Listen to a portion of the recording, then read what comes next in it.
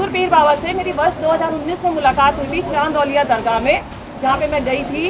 वहाँ का माहौल ही बड़ा अजीब था। वहाँ सिर्फ महिलाएं थी, उनका ब्रेन वॉश किया जा रहा था, उनको डाइवर्ट किया जा रहा था। क्योंकि मैं इस परिवार के बीच में रही हूँ, तो ये जो रेट लिस्ट आप देख रहे हैं आज जारी हुई है, ये रेट लिस्ट मुझे वहीं से पता चली थी कि कैसे रेट तय होता है, किस तरह से इसको एग्जीक्यूट किया जाता है, कैसे फंडिंग आती है, हवाला के जरिए कैसे पैसा आता है। जलालुद्दीन उर्फ छांगुर बाबा को लेकर खुलासे होने जारी हैं। अब एक और पीड़ित महिला ने बाबा को लेकर चौंकाने वाले खुलासे किए हैं। महिला के मुताबिक छांगुर बाबा और उसका गैंग 5000 हिंदू लड़कियों का धर्मांतरण कर चुका है। यही नहीं, महिला ने इस गैंग के हवाला से भी कनेक्शन होने की बात कही है। छांगुर एक गैंग का सरगना है। गैंग का सरगना सारे काम को एग्जीक्यूट नहीं करता है, वो जो उसके अंदर में काम करते हैं वो करते हैं। इसमें गैंग के जो सक्रिय सदस्य हैं वो काम करते हैं। सरगना पकड़ा गया है। अगर आप उस प्लेस पे जाएंगे, पूरी बिल्डिंग को जमींदोज नहीं किया गया है, आधी ही बिल्डिंग को तोड़ा गया है जो इलीगल थी, बाकी को नहीं तोड़ा गया है। मीडिया के जरिए से मुझे पता चला है कि आधी बिल्डिंग तो खड़ी है यूं ही, और किस पीड़िता को न्याय मिला है। ये खेल आज से नहीं चल रहा, बहुत पुराना चल रहा है। अगर इसमें कुछ नाम लिए जाएंगे, कुछ की अरेस्टिंग होगी, तो ये 40 साल पुराना खेल निकलेगा, जो सबूत के साथ मिलेगा आप सबको। जिसमें मेरे पास जो आया था लड़का, उसका नाम अमित था। उसका असली नाम था अबू आमिर अंसारी। उसने अपने आप को अमित इंट्रोड्यूस किया था, और अमित की पूरी फैमिली मुझसे मिली थी। उसकी पूरी फैमिली हिंदू इंट्रोड्यूस करके मिली थी मुझसे। छांगुर पीर बाबा से मेरी वर्ष 2019 में मुलाकात हुई थी चांदौलिया दरगाह में, जहाँ पे मैं गई थी। वहाँ का माहौल ही बड़ा अजीब था। वहाँ सिर्फ महिलाएं थी, उनका ब्रेन वॉश किया जा रहा था, उनको डाइवर्ट किया जा रहा था। क्योंकि मैं इस परिवार के बीच में रही हूँ, तो ये जो रेट लिस्ट आप देख रहे हैं आज जारी हुई है, ये रेट लिस्ट मुझे वहीं से पता चली थी कि कैसे रेट तय होता है, किस तरह से इसको एग्जीक्यूट किया जाता है, कैसे फंडिंग आती है, हवाला के जरिए कैसे पैसा आता है। जो चीज़ मैंने एसटीएफ में बताई भी है कि आज भी वो फंडिंग जो धर्मांतरण एटीएस की इतनी बड़ी कार्रवाई अभी नहीं हुई जितनी होनी चाहिए। मुकदमा पंजीकृत होने के बाद 2 धर्मांतरण और कराए गए हैं, जिसकी जानकारी एटीएस को है ही नहीं। प्रशासन इस लेवल की जांच कर रहा है। आप एफआईआर उठा के देखो, जिसमें 9 नामजद हैं, लेकिन 4 की गिरफ्तारी होती है। एफआईआर कब की है? नवंबर 2024 की। और गिरफ्तारी कब होती है? अप्रैल में। कुछ गिरफ्तारी कब होती है? अभी 5 तारीख को। क्यों सिर्फ 4 लोगों की गिरफ्तारी, 9 नामजद, और उसके अंदर ना जाने कितने नाम। अगर गिरफ्तारी का आंकड़ा निकाला जाएगा ना, तो 40 से 50 ऊपर पहुंचेगा, उससे कम नहीं रहेगा। और छांगुर के द्वारा 5000 से ऊपर लड़कियों का धर्मांतरण कराया जा चुका है। और जिनसे मैं पीड़ित हुई हूँ, उनके फादर अबू हुरैरा अंसारी द्वारा 10 से ऊपर धर्मांतरण हो चुका है। अगर उनको जब तक पकड़ा नहीं जाएगा, ये खुलासे पूरी तरह से नहीं होंगे।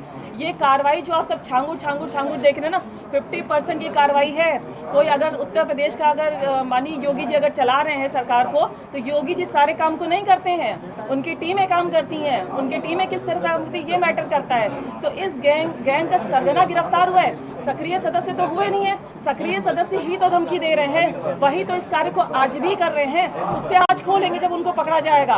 तब तक की राज पूरे खुलने वाले नहीं है, क्योंकि छांगुर एक मास्टरमाइंड था। उसने आप देखें तो प्रॉपर्टी उसकी ज्यादातर अपने नाम से नहीं है, दूसरों के नाम से उसने प्रॉपर्टी ली हुई है, दूसरों के नाम से वो खेल खेल रहा है। कोई भी सरगना अपने नाम से खेल नहीं खेलता है। फंडिंग हुई है, रेट तय किया गया है। फंडिंग का पैसा किसी पीड़िता को नहीं मिला, किसी से भी आप पूछ लीजिए। ये जो अमाउंट आता है हवाला के जरिए से आता है, ट्रांजैक्शन हुए नेपाल के जरिए से आता है। नेपाल का बहुत बड़ा इसमें सहयोग रहता है, वहाँ से आने जाने का, पैसा लाने का। हवाला के जरिए से लखनऊ के अंदर मैंने जगह बताई है एसटीएफ को, किस जगह से पैसा आता है, कहाँ से लिया जाता है, कैसे ट्रांजेक्शन किया जाता है, कैसे डिस्ट्रीब्यूट किया जाता है। मैंने पूरी डिटेल उनको दी हुई है। और पैसा किसी पीड़िता को नहीं मिलता है, पैसा इनको मिलता है। जो गैंग का सरगना है वहाँ से डिस्ट्रीब्यूट होता है उनके पास। जो लड़के लड़कियां मुस्लिम है, जो इनके धर्मांतरण के काम को करते हैं, उनको पैसा दिया जाता है। किसी को पैसा नहीं मिलता है, किसी पीड़िता को पैसा नहीं मिलता है। इससे पहले छांगुर बाबा के यहाँ मुंशी रहे शख्स ने भी चौंकाने वाले खुलासे किए थे। छांगुर बाबा ने जिन लोगों को बहला फुसलाकर धमकी देकर धर्म बदलवाने की कोशिश की, उसमें से एक हरदीप जी भी हैं, बलरामपुर के रहने वाले हैं। हरदीप जी, पूरी किस्सा बताइए कि कैसे ये लोग अपना काम करते हैं, कितने लोग इनके गिरोह में शामिल हैं, कैसे अप्रोच किया जाता है। अब गिरोह का तो हम नहीं जानते हैं कि कितने गिरोह इनके हैं। मैं वहाँ एक मुंशी का काम करता था, जो बिल्डिंग बन रही थी। अच्छा, जो छांगुर बाबा की बिल्डिंग छांगुर बाबा की बिल्डिंग थी, वहाँ मुंशी थे। बहुत दिन तक हम वहाँ काम किए हैं। हमारा काम देखभाल का केवल था। पर्सनल मुंशी हम उनके थे केवल देखभाल के लिए कि मटेरियल कैसा है कैसा नहीं है, कितना क्या हो रहा है। कुछ दिन के बाद हमारे गांव का एक संचित नाम का लड़का था, उसको भी हम काम पे ले गए थे, वहाँ लगवाए थे, झाड़ू पोछा का काम करता था वो। ठीक है। उसको वो टार्चर किए, बहुत परेशान किए। उसके बाद जो है टॉर्चर से मतलब धमकियाँ दिए, ये किए, पैसे का लालच वलच दिए कि ये कर देंगे वो कर देंगे, शादी विवाह हो जाएगा।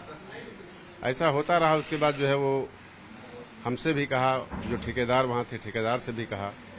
ठेकेदार आपसे क्या कहा, आप अपनी बात बताइए। हमसे यही कहा कि मतलब तुम धर्म को धर्म वापस कर लो, इस्लाम कबूल कर लो, 5 लाख रुपए तुमको मिल जाएंगे। तो ये किसने कहा और कैसे कहा? संचित से कहा, मतलब उन्होंने, छांगुर बाबा ने और नवीन ने। तो यही सब बातें चलती रही। कुछ 2-4 दिन बीत गया, 10 दिन बीत गया। उसके बाद हमसे भी वही चीज हमारे सामने भी आया।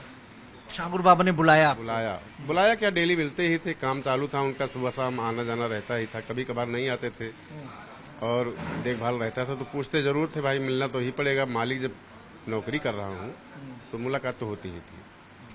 तो आप वो बताइए कि आपसे कैसे बात की, क्या कहा?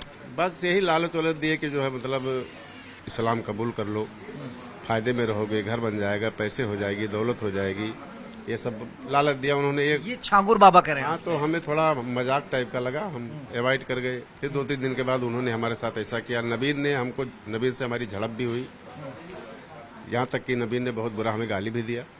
हाँ, इसी बात को लेकर झड़प को लेकर के फिर हम थाने पे भागने लगे, कोई सुनवाई नहीं हुई। उसके बाद 2 नवंबर 2022 में हमने मुकदमा पंजीकृत करवाया बलरामपुर में, न्यायालय में। लेकिन तो ये धर्म परिवर्तन का ही मुकदमा था? जी। फिर वहाँ से जो है वो पेंटिंग में कर दिया गया, क्योंकि वहाँ हम लोगों की सुनवाई नहीं होती थी। पैसा वाला था बाबा, उसकी सुनवाई होती थी, हम लोगों की सुनवाई नहीं होती थी। कुछ समय बीतने के बाद जब उसको पता चला कि हमने मुकदमा कर दिया है, तो उसने एक पिंकी नाम की लड़की जो हरैया थाना की है, उससे बलात्कार का मुकदमा हमारे ऊपर करवा दिया। अच्छा, मतलब ये है कि अगर आप धर्म नहीं बदलेंगे तो झूठे मुकदमे में आपको फंसाएंगे? झूठे नहीं, जब मैंने अपने धर्म परिवर्तन का बयान दर्ज करवाया, मुकदमा करवा दिया उसके ऊपर, तब उसको ये लगा कि हम फंस जाएंगे।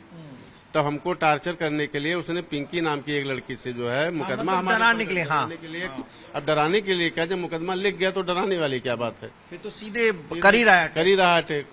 पुलिस रह गई बात पुलिस की।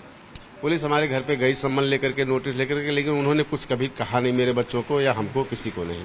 अच्छा, थाना उतरौला थाने के पुलिस हो चाहे गड़ास की हो, मतलब जांच पुलिस भी समझ रही थी और जांच भी निष्पक्ष। हाँ, पुलिस समझ रही थी कि सब गलत तरीके से फंसाया जा रहा है।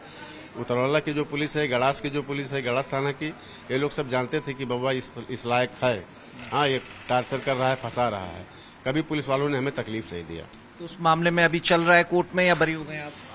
चल रहा है मामला, बरी कहाँ हुए हैं, मामला तो हमारा चल ही रहा है। वही तो हम कह रहे हैं कि इसकी जांच कर ली जाए।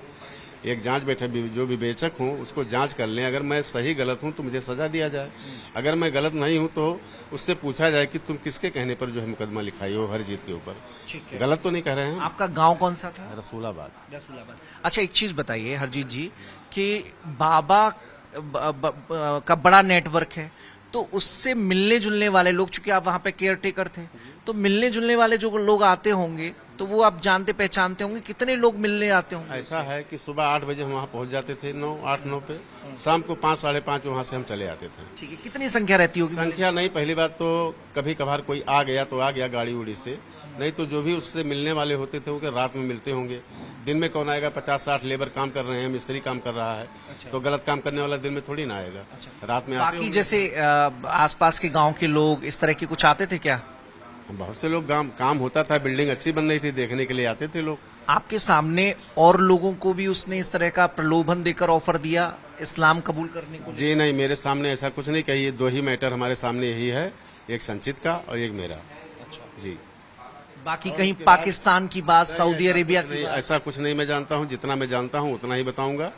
रह गई बात, जब 3 तारीख को हम यहाँ आए थे विश्व हिंदू परिषद रक्षा परिषद इस कार्यालय पर, मीडिया वालों ने जब आवाज उठाई तो उसके बाद एसटीएफ पुलिस और एटीएस पुलिस ने जो है, उत्तर प्रदेश की पुलिस ने मदद किया और बाबा को धर दबोचा।